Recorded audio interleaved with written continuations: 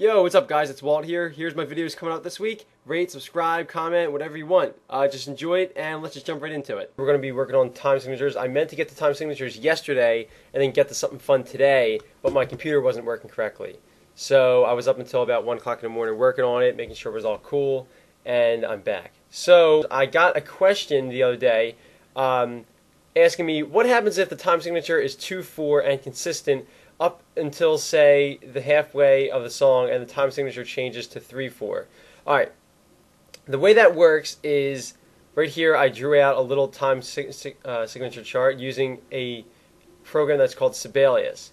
So right here, at the beginning of your staff, you have these two little numbers here. Now, the fact that there's 4 of them, don't worry about it. It's just that these are two different players. This would be, for example, your guitar player, and this would be your bass player or something. But here it's for the piano, so this would be left hand and then right hand. So anyway, this 4/4 is telling you one thing, and that's the top number means beats per measure, all right, and the bottom number is telling you which note gets the beat.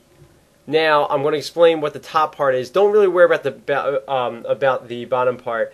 The top part that says beats per measure, it's referring to literally how many beats there are in every measure. And so what's a measure? This is a measure. Here's another measure. Here's another measure. Remember, these are half notes, and just to refresh your memory, half notes get 2 beats. Quarter notes get 1 beat. And so what's that add up to? Well, pretty easy.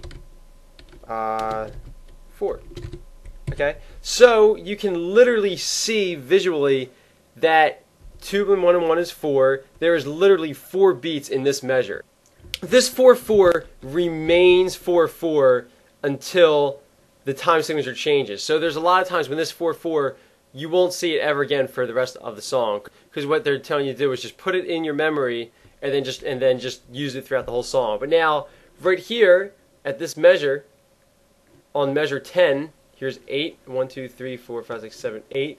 On measure 10, I put a measure change. I put a time signature change.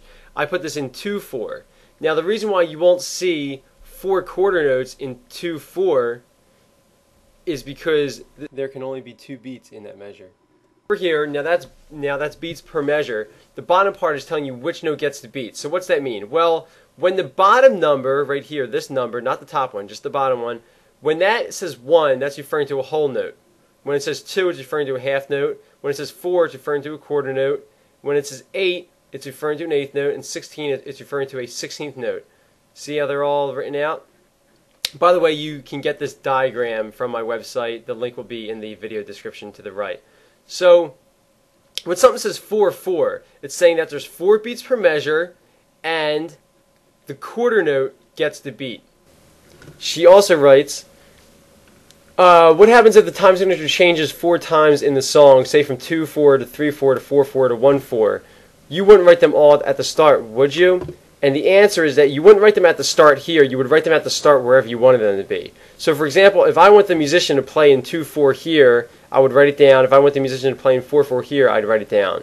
So here we have 9 measures of 4/4 and 2 measures of 2/4. Here's the first measure, here's the second one.